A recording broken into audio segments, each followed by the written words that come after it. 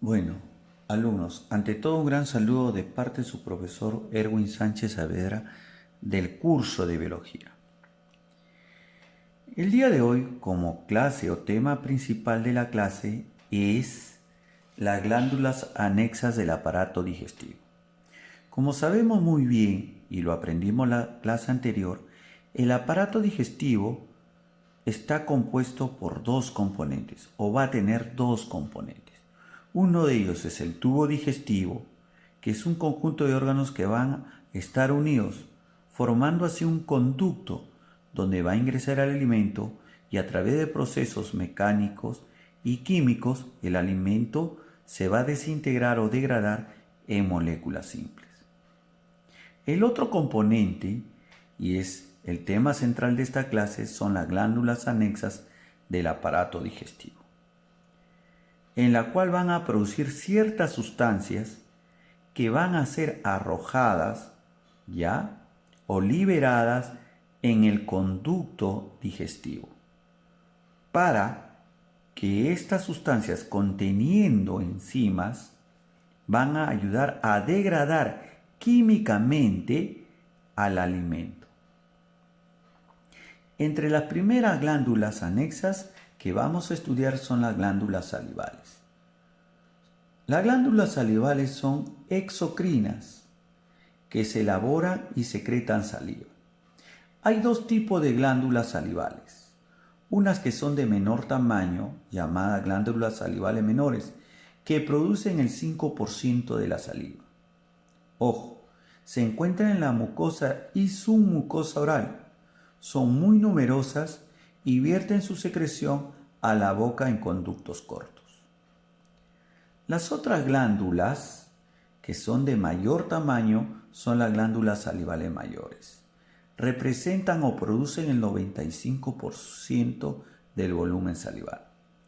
Y se encuentran en pares. ¿Y cuáles son estas? Estas sí son de estudio porque son importantes.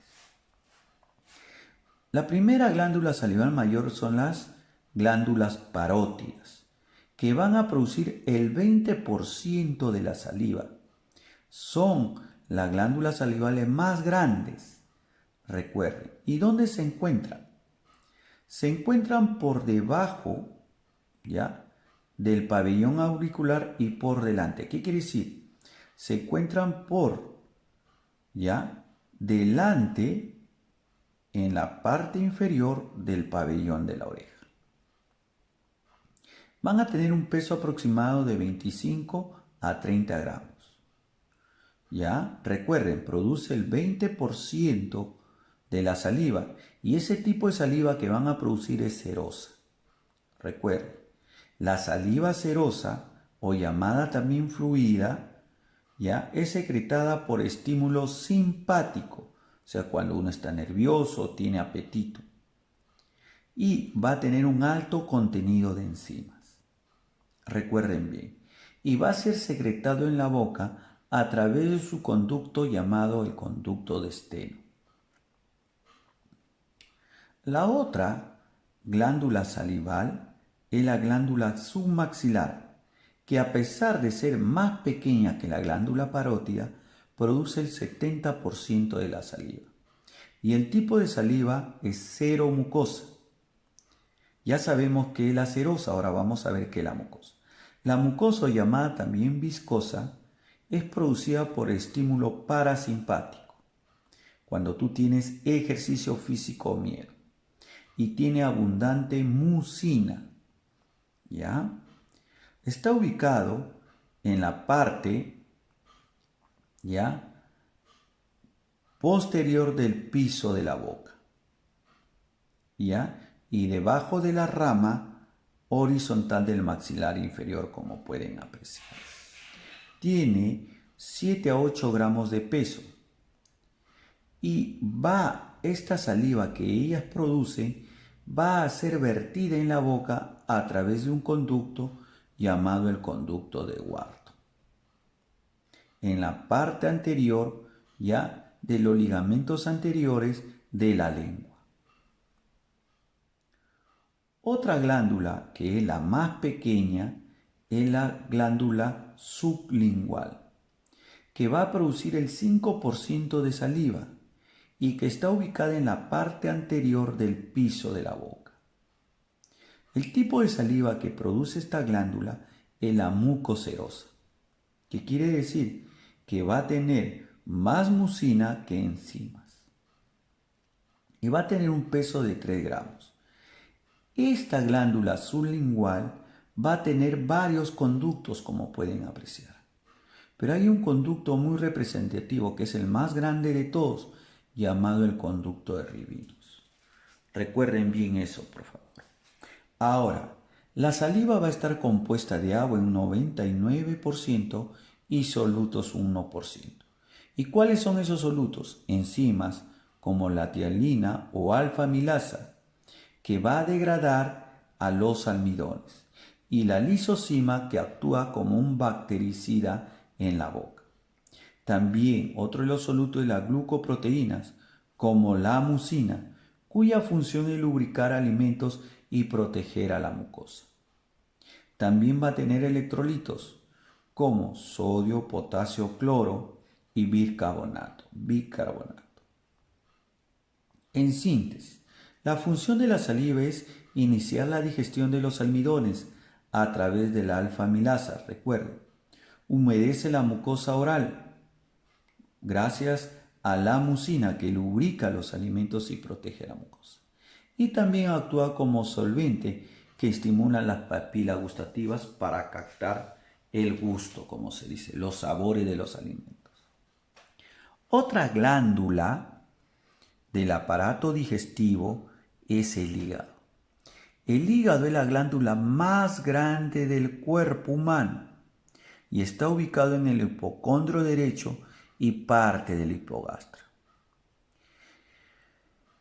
Tiene 28 centímetros de longitud, 20 centímetros de ancho, 8 centímetros de altura y tiene un peso promedio de 1400 gramos. Y es de color pardo rojizo cuando está en buenas condiciones. Quiere decir el color ideal.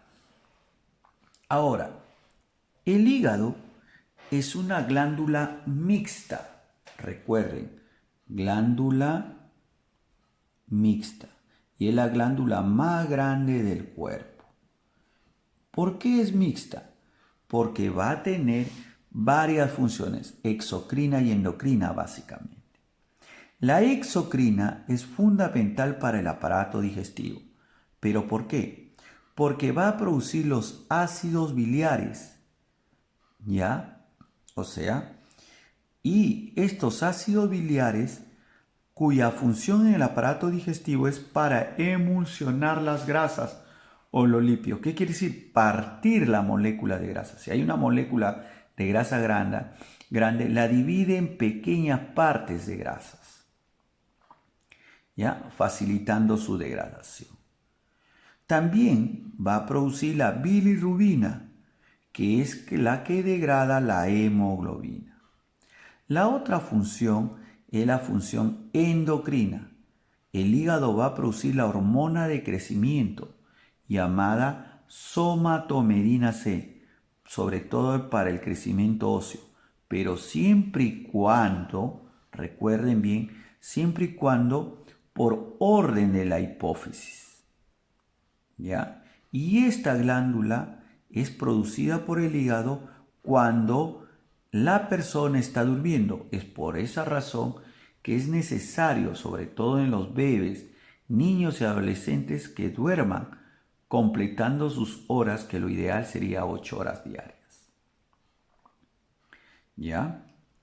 Otra función es de almacenamiento de las vitaminas, como el vitamina A, vitamina D, B12 y la vitamina K. Metabolismo. En el hígado se forman los carbohidratos o azúcares, las grasas o lípidos y proteínas. Básicamente viene a ser una fábrica en el cuerpo humano. También el hígado tiene la función de detoxidación. ¿Qué quiere decir? Desintoxica nuestro cuerpo humano. La otra función es la función hematológica y va a tener dos: hemocateresis, que es la fagocitosis y destrucción de los eritrocitos viejos. Y cuando el hígado lo posee un feto o embrión, hace la hematopoiesis. ¿Qué quiere decir? Que en el embrión y feto el hígado produce las células sanguíneas. Ahora algo muy importante.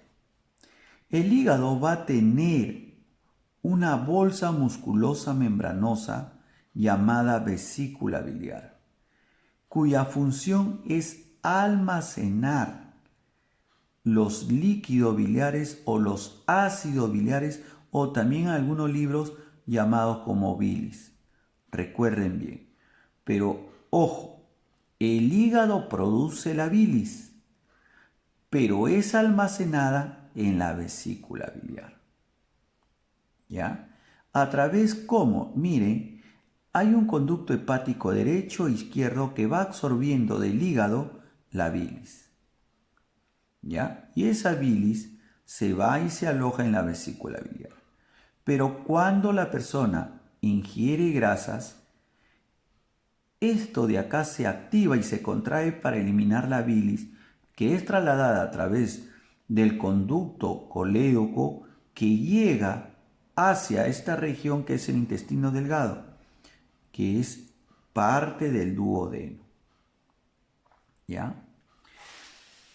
La otra glándula anexa del aparato digestivo es el páncreas, que es una glándula mixta también, ubicada en el epigastrio y parte del hipocondrio izquierdo. Es de color gris amarillento, mide aproximadamente 16 centímetros de longitud y tiene un peso de 70 gramos. Como vuelvo a repetir, el páncreas es una glándula mixta y la parte endocrina o la región endocrina se llama los islotes de Langerhans. Como pueden apreciar en este esquema, hay un corte sagital para observar su interior. Y va a haber un acúmulo de células que van a producir tres tipos de sustancias hormonas. Y es ya la región endocrina llamado los islotes de Langerhans. Las células alfa que conforman los islotes de Langerhans producen el glucagón. ¿Qué función tiene esta hormona? Aumentar los niveles de glucosa en la sangre. Las células beta son las que producen la insulina. ¿Y cuál es la función de la insulina? Disminuir o bajar los niveles de glucosa en la sangre. Los diabéticos tienen este problema, que sus células beta no producen insulina. Por lo tanto, los diabéticos no tienen la capacidad de bajar los niveles de glucosa en su sangre. Las células delta producen la somatostatina, que es una hormona que bloquea la acción de las células alfa y beta. ¿Ya? También ya reduce la motilidad para la secreción de la bilis en el duodeno. Ojo, la somatostatina actúa siempre y cuando tenga presencia de la insulina. Es por eso que los diabéticos, ya, aparte que no poseen insulina, tampoco van a producir adecuadamente la somatostatina.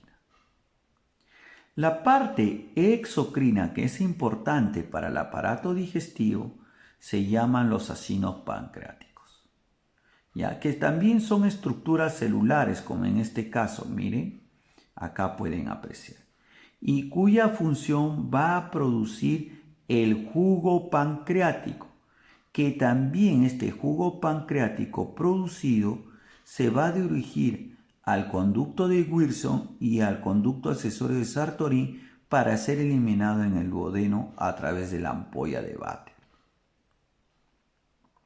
¿Y qué es el jugo pancreático?